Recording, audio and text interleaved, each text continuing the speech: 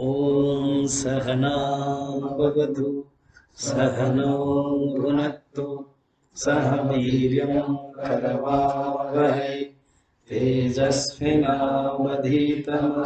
मा विद्विषावहै। ॐ शान्ति शान्ति शान्तिः।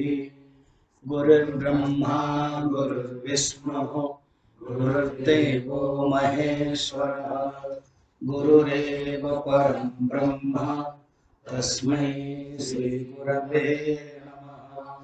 समस्तजनकल्याणे निरतं करुणामयं नमामि चिन्मयं देवं सद्गुरुं ब्रह्मविद्वरं सद्गुरुं ब्रह्मविद्वरम्।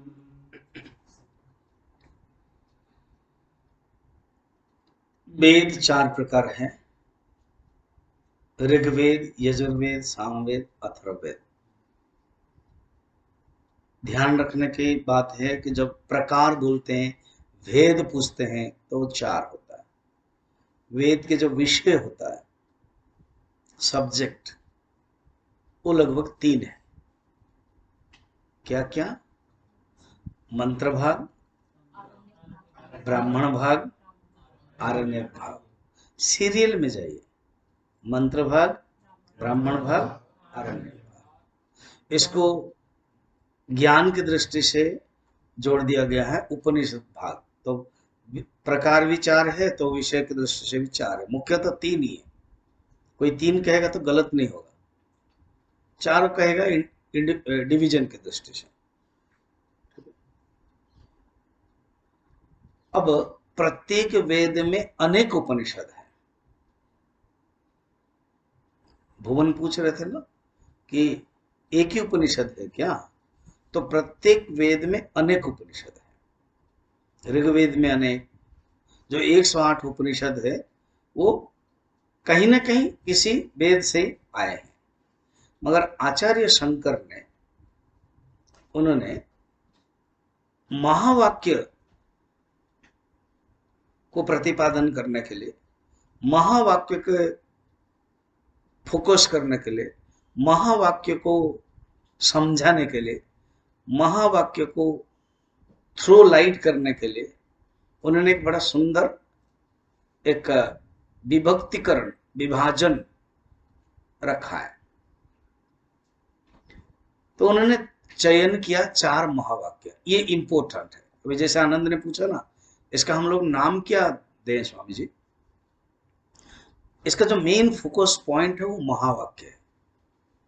और महावाक्य का अर्थ है महान वाक्य। लगभग 20 सेंटेंस का है, लंबा है, फुल स्टॉप आता ही नहीं है, तब खत्म होगा तो महावाक्य। ऐसे नहीं है। महान अर्थ को प्रकट करने वाला वाक्य को महान वाक्य कहते हैं।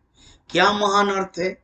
जीव और ब्रह्म एक है, ये है महान, ये है महत्व, ये है प्राधान्य, ये है एसेंस, ये है सारांश। इस महान वाक्य को प्रकट करने के लिए महान अर्थ सन्निहित है जिसमें, वो है महान वाक्य। वो छोटा हो या बड़ा हो। और देखा जाए, नाम महावाक्य है और सब छोटा छोटा छोटा छोटा है। तो ये आचार्य शंकर की रिसर्च है, आचार्य शंकर की खूबी है, आचार्य शंकर की हमारे लिए करुणा है। तो उन्होंने ये बताया। ठीक है। अब हम लोग प्रार्थना नहीं किया, इसको पढ़ने के बाद प्रार्थना कर लेते हैं जब विवेक चूड़ामणि स्टार्ट करेंगे, क्योंकि मैंने स्टार्टिंग यहाँ से कर दिया, वो करुणामय को याद आ गई। तो इन्होंने क्या किया, महावाक्य शोधन के लिए, महावाक्य फोकस करने के लिए एक एक वेद से, एक एक उपनिषद से लिया। तो ऋग्वेद और ऐत्रेय उपनिषद महावाक्य हो गया प्रज्ञानम ब्रह्म। तो प्रज्ञानम ब्रह्म ये महावाक्य ऐत्रेय उपनिषद में है, और ये ऐत्रेय उपनिषद ऋग्वेद के अंतर्गत है। और इस वाक्य का अर्थ क्या है?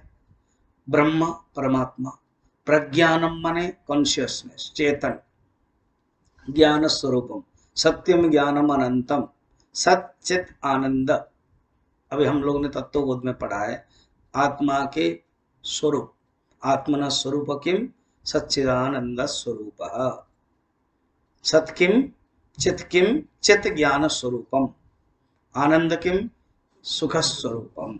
ऐसे त्रिकाल अपि तिष्ठति इति सत्य।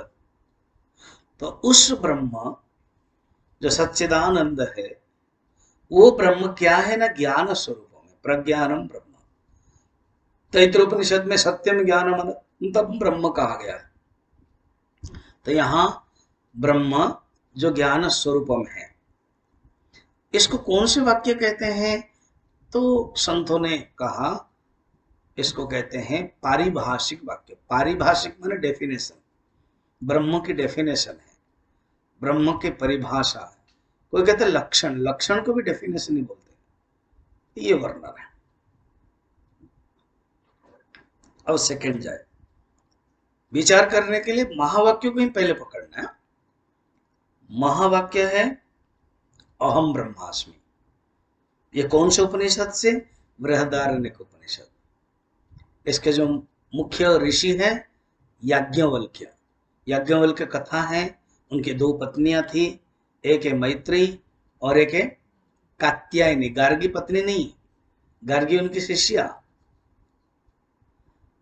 मगर गार्गी एंड याज्ञवल्क्य के संवाद आता है जनक महाराज के सभा में।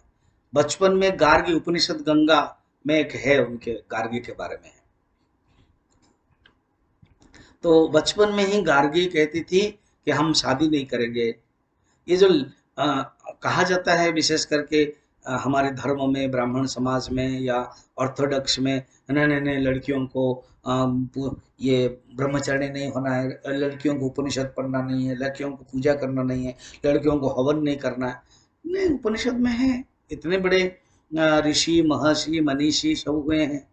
ऋषियों की जो पत्नी अरुंधति है, वशिष्ठ के, लोपामुद्रा, अगस्त के, भृगु के ख्याति, ये सब बड़े मनीषी हैं। इसलिए ये बात गलत है। गार्गी खुद देखो, इवन मैत्री, कात्यायन मैत्री में से मैत्री पूछने लगी ये क्या है आप छोड़ के जा रहे हैं, इसका अर्थ है जरूर कहीं कुछ और प्राप्त कर लिया। कात्यायनी संपत्ति में खुश हो गए, हाँ ठीक है। तो मैत्री एंड याज्ञवल्क्य के जो संवाद है, प्रश्न उत्तर है, वो छांदोग्य है, बृहदारण्यक उपनिषद में आते। जनक राजसभा में जो प्रश्नोत्तर है, जो उपदेश है याज्ञवल्क्य के, वो बृहदारण्यक उपनिषद में आते। और उनका अपने अलग अलग शैली में प्रवचन दिया है, सबसे बड़ा है। और ये कहाँ कौन से वेद के हैं? यजुर्वेद के। और हम लोग भी यजुर्वेद अंतर्गत है। हम लोग माने चिन्मय मिशन, गुरुदेव हमारे स्वामी चिन्मयानंद जी कृष्ण यजुर्वेद है, और हमारे श्रृंगेरी मठ से कनेक्टेड है। अच्छा, अब हमने मठ के साथ जो बताया, 2 पॉइंट छोड़ दिया है ऊपर वाला। क्या? शंकराचार्य ने 4 मठ बनाए भारतवर्ष को। बड़ा सुंदर राजनीति की दृष्टि से, भौगोलिक दृष्टि से, एक समन्वय की दृष्टि से कहा है, किया है। वो एक विवर्तन, एक संगठक के दृष्टि से भी थे आचार्य शंकर। तो उन्होंने 4 मठ बनाया, द्वारका में, फिर पुरी में जगन्नाथपुरी, बद्रीनाथ में और श्रृंगेरी मठ में। तो जो पहला शिष्य थे उनका नाम है पद्मपाद। कहानी मैंने बताया था ना, और जब बुलाया गुरु ने तो वो नदी को पार करने के लिए, गंगा नदी को पार करने के लिए गंगा के ऊपर ही चलने लगे। तो गंगा माँ करुणा करके एक एक पद्म पत्र रखा। तो पद्म पत्र में पाद रहने के कारण उस दिन से उनका नाम क्या हुआ? पद्मपाद आचार्य। उन्होंने पंचभाषी का लिखा, ब्रह्मसूत्र के ऊपर जो भाषिका है उन्होंने लिखा पद्मपाद आचार्य। और मठ क्या है? कौन सा मठ है? गोवर्धन। कोई गया है जगन्नाथपुरी दर्शन करने के लिए? अच्छा, तुम भी नहीं गए? गोवर्धन मठ है, शंकराचार्य है, निश्चलानंद अभी 147 या 156 ऐसे। तो जो पहला नंबर 1 है वो है पद्मपादाचार्य, उनको रखा। तो वो लोग कौन सा वेद को मान्यता मानते हैं? ऋग्वेद। उनके लिए उपनिषद क्या है? ऐत्रेय। उनके महावाक्य क्या है? ऐसे ऐसे अभी भी वो परंपरा है। अब चलिए सेकंड, यजुर्वेद के अंतर्गत अनेक उपनिषद हैं, और यजुर्वेद दो प्रकार है, शुक्ल यजुर्वेद और कृष्ण यजुर्वेद। हाँ, हम लोग जो चिन्मय मिशन है कृष्ण यजुर्वेद के। अब जो चैंटिंग होता है, ओम सहस्र शीर्ष पुरुष सहस्राक्ष सहस्रपाद सबूमिम विश्वतो रत्वा अत्यतिष्ठत् दशंगुलम, ये कृष्ण यजुर्वेद शैली। पाठ करने का अलग अलग विधि है, घन पाठ, जटा पाठ, शुक्ल यजुर्वेदीय पाठ, कृष्ण यजुर्वेदीय पाठ। तो हमारा जो पंडित है तो शुक्ल यजुर्वेदी है, हम लोग जो है कृष्ण यजुर्वेदी। कृष्ण यजुर्वेद के अंतर्गत कठोपनिषद है, कठोपनिषद तैत्रोपनिषद आता है। तो तैत्रोपनिषद हमारी उपनिषद है। मगर यहाँ पर कौन सा उपनिषद है? बृहदारण्यक उपनिषद। ये महावाक्य की दृष्टि से, तैत्रोपनिषद में महावाक्य है, सत्यम ज्ञानम अनंतम ब्रह्म, ये भी महावाक्य। मगर उन्होंने 4 महावाक्य की दृष्टि से चयन नहीं किया, इन्होंने चयन किया, उन्होंने स्वीकार किया भी सब अनेका अनेके महावाक्याः सन्ति, सर्वम खल्लिदम ब्रह्म, ये भी महावाक्य, सोहम, ये भी महावाक्य, हम सह, ये भी महावाक्य।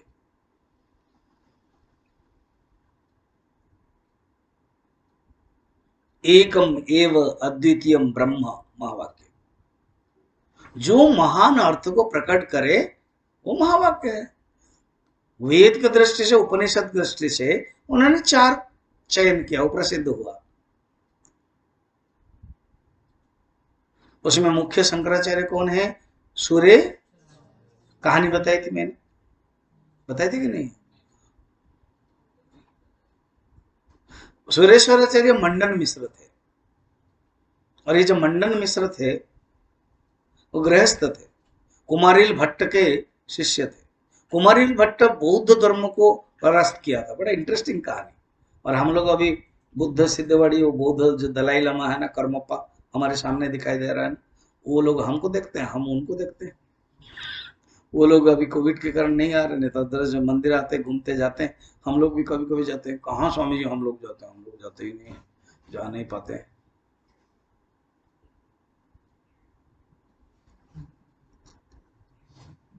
पहले 1 महीने पढ़े, एक दिन पैदल जाएंगे। ये सिद्धवाड़ी, ये कपिल गुफा देखा?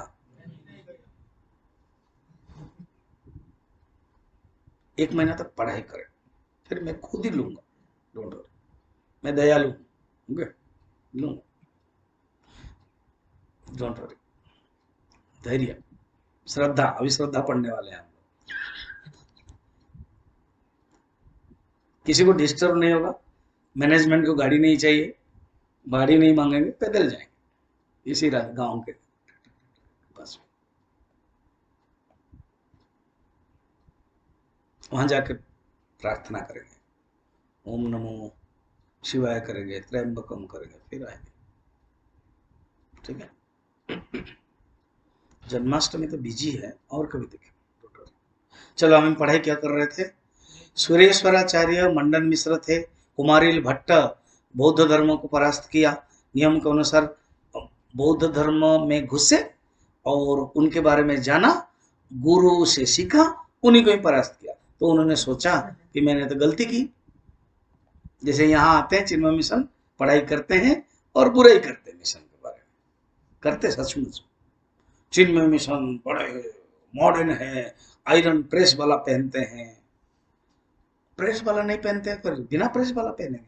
मुझे ही बताया, 1986 में मैं ब्रह्मचार्यों के यहाँ से गया, एक बड़ा कॉन्फ्रेंस था। उस समय पूरी के एक शंकराचार्य थे, ये नहीं, ये तो बड़े प्यार करते हैं, मुझे पहचानते हैं। वो बोले, तुम चिन्मय मिशन का है? तुम्हारा चिन्मय आनंद इंग्लिश में बोलता है, फॉरेन जाता है और प्रेस कपड़ा पहनता है, अब मैं छोटा बच्चा था, मैं क्या बोलूं शंकराचार्य को, चुपचाप हाँ हाँ, हाँ, हाँ। अपने पिताजी को कोई निंदा करे अच्छा लगेगा क्या? नहीं लगेगा, मगर चुप रहे। मेरी शालीन ने तो रखा, चुप रहे। शंकराचार्य है, सम्मान देने की है, मगर मेरे मन में रह गया ना, इसलिए तुम लोगों को बोल रहा हूँ। तो कुमार भट्ट बड़े ईमानदार थे अगर देखा जाए तो वो क्या किया कि जो चावल, जो धान का क्या होता है, भूसा, उसको वर्णन है कर्मकांड में, वेद में भी, प्रायश्चित के लिए, प्रायश्चित कर्म जो है ना, प्रायश्चित के लिए भूसा में रख करके अग्नि के अपने शरीर त्याग दे रहे थे। क्या मैंने गलत किया धर्म की दृष्टि से? शंकराचार्य ढूंढ ढूंढ ढूंढ करके आए और उन्होंने कोई भाष्य लिखा था। शंकराचार्य कहा कि ये आप देखिए, आप बहुत बड़े प्रकांड विद्वान हैं और मैं आपसे शास्त्रार्थ करना चाहता हूँ। शंकराचार्य शास्त्रार्थ करना चाहते, बोले अभी तो मैं इसी अवस्था में हूँ, मेरा एक शिष्य है मंडन मिश्र, उनके पास जाइए। तो मंडन मिश्र श्राद्ध कर रहे थे। शंकराचार्य आकाश मार्ग में आकर के, वो मुंडी कुतागत, वो मुंडी, मुंडी माने मुंडन जी जो किया शंकराचार्य, फिर उन्होंने शास्त्रार्थ किया अनेक दिन। अब शास्त्र का जज बनेगा ना, कौन जज बन रहा? उनकी पत्नी भारती। भारती कौन है? सरस्वती के अवतार है। सुरेश्वराचार्य कौन है? मंडना मिश्र ब्रह्मा का अवतार है। तो ब्रह्मा और सरस्वती आए। पद्मपादाचार्य कौन है? नृसिंह भगवान का अवतार है। सब अवतार आए हैं। और शंकराचार्य कौन है? शंकर के अवतार है। बोले ठीक है। तो भारती को जज बनाया गया। ये मत समझना कि पतिदेव को जिता देंगे ना, जो सही है जो सही है, आज होते तो कर देते। तो उन्होंने भी एक तरकीब निकाली, दो माला, बेचारी ये जैसे माला बनाती है सबके लिए करती थी, तो दो माला बनाई और दोनों को क्या किया, लगा दिया। कहा कि जो हारेगा उसकी माला मुरझ जाएगी, क्योंकि क्रोध जब हारता है मनुष्य, पराजय होता है, उसके अंदर पराजय का ग्लानि होती है, आग लगती है और क्रोध आता है, तो उससे माला मुरझ जाएगी। बड़ा अच्छे तर्क का भी उन्होंने निकाले। तर्क चलता गया, मंडन मिश्र की माला मुरझा गई। कंडीशन क्या था इस डिबेट का, शास्त्रार्थ का, कि जो हारेगा वो दूसरे का शिष्य बनेगा। अगर मंडन मिश्र हारेंगे सन्यास बनेंगे, शिष्य बनेंगे। शंकराचार्य हारेंगे, मंडन मिश्र के शिष्य बनेंगे, शादी करेंगे। वो तो कन्फर्म है, हारेंगे ही नहीं, भगवान शंकर है, तो जीत गए। अब भारत बहुत चालाक है, निकली पत्नी है ना, बोले आपने आधा ही जीता है। ये कैसे? क्योंकि मैं पत्नी हूं, धर्म पत्नी हूं और धंगिनी हूं, अब मुझे भी हराना पड़ेगा। चालाक थी ये, सरस्वती है ना। तो उन्होंने क्या पूछा है, कहा कि स्त्री के अंग में कहां कहां काम वास करते हैं। शंकराचार्य आंख बंद किया। पत्नी एक स्त्री होकर के एक सन्यासी के सामने इतना नग्न प्रश्न, कौन है ये? सरस्वती। प्रणाम किया। ओहो, सरस्वती है, इसे बोल सकती है, वाणी के अधिष्ठात्री देवता। तो उन्होंने भी कहा कि हे देवी, मेरे ये एक्सपीरियंस नहीं है, मुझे थोड़ा सा समय दीजिए, 15 दिन का, मैं समय एक्सपीरियंस करके आऊंगा, फिर बताऊंगा। ठीक है।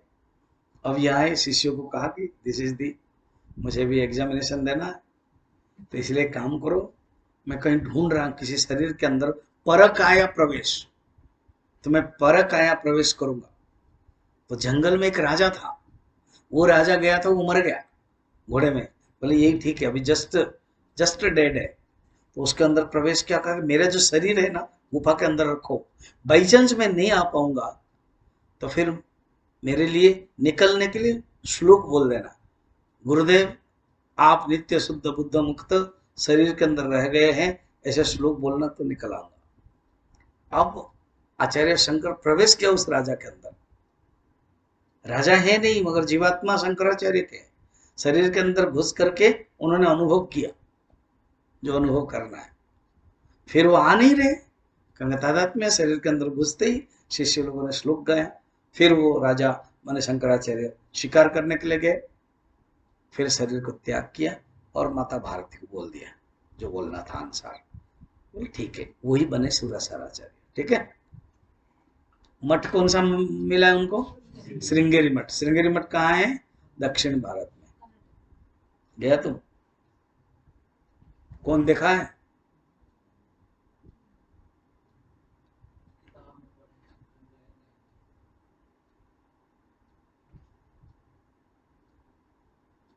बिना बोल के नहीं रह सकते हो। जो प्रश्न है वही बताना। अब तीसरा छांदोग्य उपनिषद है, महावाक्य है तत्त्वमसि। हाँ, उसका अर्थ क्या है? अहम ब्रह्मास्मि, अनुभव वाक्य। अहम ब्रह्म अस्मि, मैं ब्रह्म हूं, अनुभव वाक्य।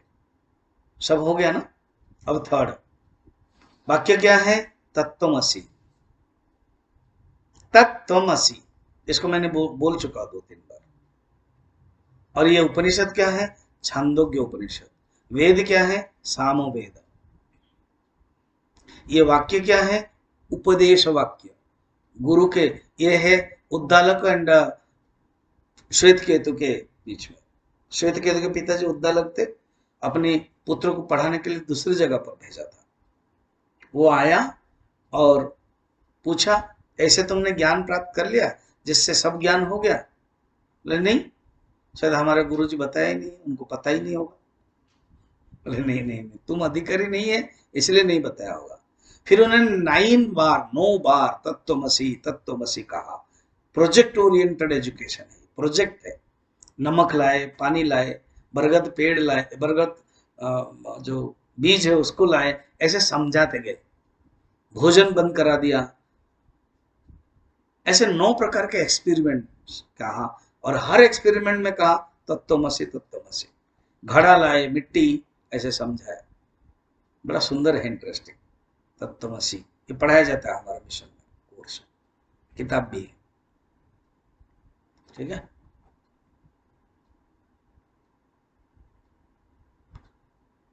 आगे बढ़ो। आचार्य, इसका वाक्य उपदेश वाक्य। आचार्य कौन हुए? हस्तामलक। हस्ते अमलकवत, हाथ में अमलक। वो जो कहानी बताया था ना मैंने, अरे वो एक राजा रानी थे या तो कोई सेठ थे, अपने बच्चे को रख दिया एक सन्यासी के सामने। फिर वो नौका विहार करने के लिए गए। सन्यासी पूरे स्थित प्रज्ञा थे, कहा कि हमारे बच्चे को थोड़ा सा ध्यान रखिए। इसी बीच में बाढ़ आ गई, बच्चा बह गया। डोंट वरी, बोल रहा हूँ। जब बच्चा बह गया, अब आकर के वो पिताजी माताजी हो, जो राजा हो या सेठ हो, धनी हो, ज्यादातर धनी कहा जाता है, पूछा कि हमारे बच्चे। अरे ये तो गलत हो गया। तो उनका नहीं, वहां सोया हुआ है, जाओ। तो देखा तो अपने ही खुद ही अदृश्य को बच्चा बन गए। करुणावान है ना, दुखी नहीं करना चाहते थे। उन्होंने सोचा क्योंकि मैंने इनको हाँ कहा, थोड़ा हाँ भी कहा, जड़ भरत भागवत में जैसा। मैं हरिण के प्रति आसक्त हो गया तो हरिण बना, फिर ब्राह्मण बना, बात ही नहीं करूंगा किसी से।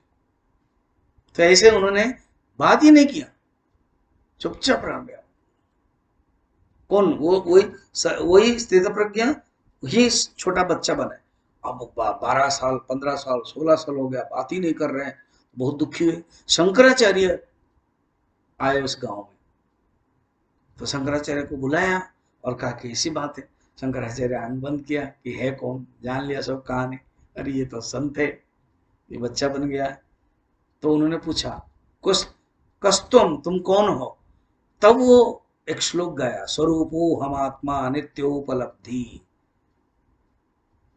वो एक स्तोत्र है,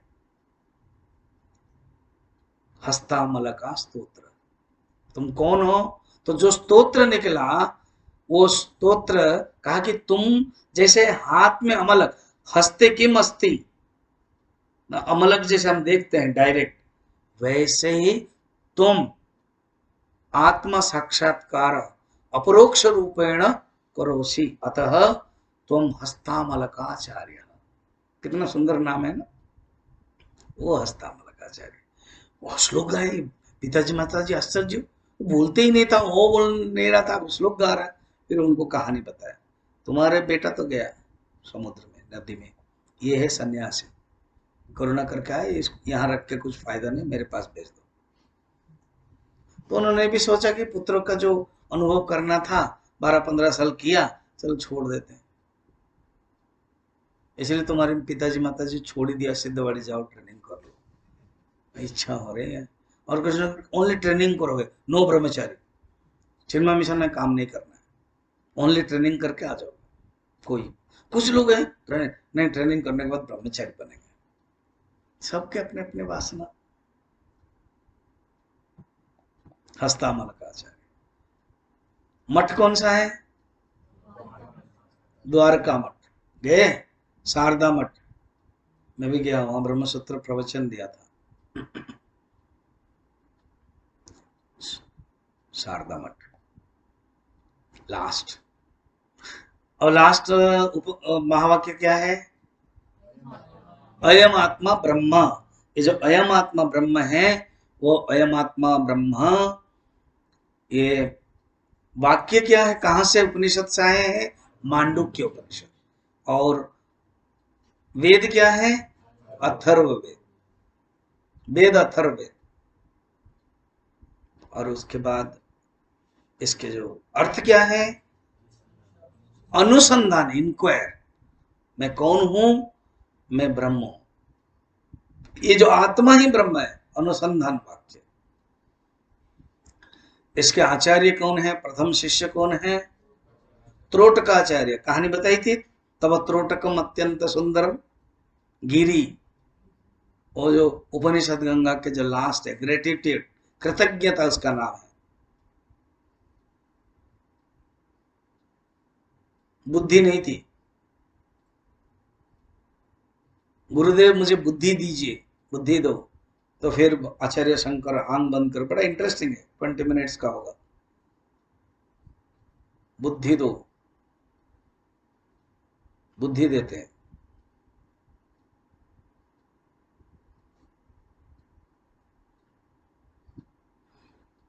गिरी बुद्धि लो, फिर बुद्धि देते हैं, वो श्लोक गाते हैं।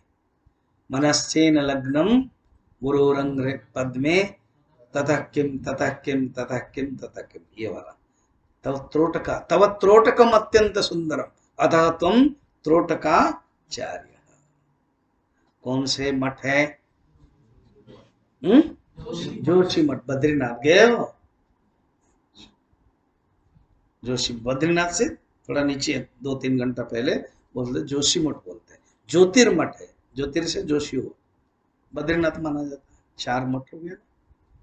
कितना सुंदर ना शंकराचार्य ने बनाया 4 मठ को भारत के करने के लिए।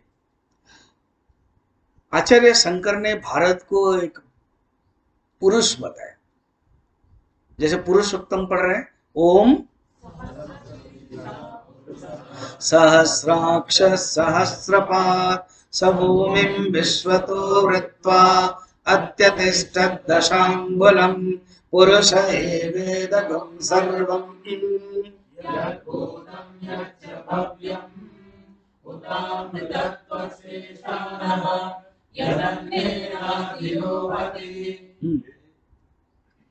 जैसे विराट पुरुष है, 1000 आंख है, 1000 हाथ है, 1000 पैर है। आचार्य शंकर के लिए जो भारत देश है, ये पुरुष है, ये भगवान के ये शरीर है।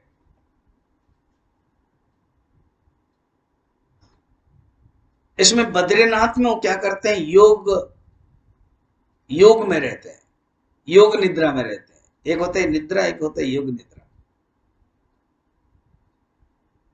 तो रात को वो योग निद्रा बद्रीनाथ में रहते हैं। फिर सवेरे जब होता है प्रत्यूष काल ब्रह्म मुहूर्त में रामेश्वर आते हैं। कितना सुंदर कल्पना देखना, रामेश्वर आते हैं, स्नानम करते हैं समुद्र में। वो श्रृंगेरी मठ कनेक्शन है, इसलिए रामेश्वरम। फिर स्नान करने के बाद ड्रेसिंग पेंडिंग होना पड़ेगा कि नहीं? कपड़ा चाहिए, चंदन चाहिए, थोड़ा सा कुछ कुछ चाहिए, थोड़ा थोड़ा। तो भगवान आते हैं द्वारका, बहुत सुंदर, वहां पुजारी भी पहनता है इसे, है ना, मुकुट पहनता है, ड्रेस बढ़िया। तो भगवान द्वारकाधीश है, वस्त्र पहनते हैं। स्वामी जी स्नान किया, ड्रेसिंग पेंट हुआ, कुछ खाना पीना तो चाहिए ना, ना उसके लिए जगन्नाथपुरी आ जाते हैं। 56 फुट भोग है, कभी जगन्नाथपुरी आना, कोर्स के बाद हम सब करवा देंगे तुम्हारे लिए। अभी तो इतना गुरुदेव ने भगवान की कृपा से संबंध हो गया ना, 2 महीने के लिए भी हो संबंध, हो संबंध तो परमानेंट होता है ना। तो मैं जहां भी रहूं मेरा बहुत कनेक्ट है, पुरी राजा के साथ तो कनेक्ट है, बहुत ही कनेक्ट है। मिशन है, चिन्मय मिशन हमारा पुरी में, बहुत डिवोटीज भी है। मैंने 2-2 कोर्स लिया, जैसे अभी तुमको कोर्स ले रहा हूँ ना, वैसे जगन्नाथ कथा 120 लोगों को मैंने ट्रेनिंग दिलवाया, 15 दिन का, ऐसे ही बैठ के 5-5 क्लास, 75 क्लासेस। तुम लोगों को जैसे 120 क्लासेस, ऐसे 2 बैच। वो लोग है सब, कभी जब इच्छा होगी तो थोड़े उसका जो भोग खाना, अन्न प्रसाद है, बड़ा टेस्टी है प्रसाद है, ऐसे ही भगवान की महत्ता है। भोजन करते हैं, फिर भगवान भोजन के बाद दिन में सोते हैं ना, तो भगवान सोते हैं वहां, उसको बोलते हैं पहाड़ पड़ता है, काकड़ा आरती होता है ना, जैसे कहाँ साईं बाबा का है, शिरडी साईं बाबा का, मालूम है ना, इसको पता हो। भगवान रहते हैं, फिर इवनिंग में थोड़ा सा घूमने के लिए जाते हैं ना समुद्र में, भगवान समुद्र में जाते हैं। बड़ा इंटरेस्टिंग है, समुद्र पास में, वहां गर्जना आवाज मंदिर में नहीं आती, क्यों? भगवान को सोना है ना। समुद्र कहते नो नो नो, भगवान सो रहे, आवाज नहीं करना। बहुत चमत्कार चीजें हैं ये सब तीर्थ में हमारे। फिर रात में आरती होती है, फिर रात में गीत गोविंद करके जयदेव ने लिखा, उसको पढ़ाया जाता है, फिर रात में सो जाते हैं, चले आते हैं। तो देखो कितना सुंदर है। भारतवर्ष के उत्तर दक्षिण पूर्व पश्चिम में कल्पना की किसने? शंकराचार्य ने। हाँ, लास्ट हो गया ना ज्योतिर्मठ, ये है। और एक है, शंकराचार्य बद्रीनाथ और केदारनाथ में जो ब्राह्मण रखा है वो नंबूद्री रखा है, दक्षिण का नंबूद्री, दक्षिण के जो होते हैं, इतने ठंड में भी वो पूजा करते हैं। और वो चिन्मय मिशन को अच्छी तरह से जानते हैं, उनके जो उन्होंने बनाया जो आश्रम है, हमारे चिन्मय मिशन ने कुछ पैसा भी दिया है। चिन्मय मिशन कोई भी स्वामी जी जब जाते हैं सम्मान करते हैं, मुझे भी जानते हैं, मैं भी गया था तो परिचय लिया। ठंड जब होता है, बंद होता है ना, तो वो आते हैं अपना घर दक्षिण भारत, केरल के। और आचार्य शंकर ने नियम बनाया कि जो रामेश्वर जो शिवलिंग है उसमें अभिषेक होगा गंगा पानी का। गंगा कहाँ से आती है? उत्तर से। ये है उत्तर दक्षिण पूर्व पश्चिम को जोड़ा है, ये शंकराचार्य ही कर सकते हैं।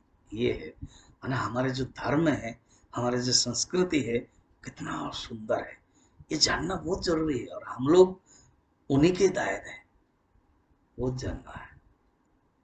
ओम पूर्णमदः पूर्णमिदं पूर्णात् पूर्णमुदच्यते पूर्णस्य पूर्णमादाय पूर्णमेवावशिष्यते। ओम शांति शांति शांति। हरि ओम। श्री गुरुभ्यो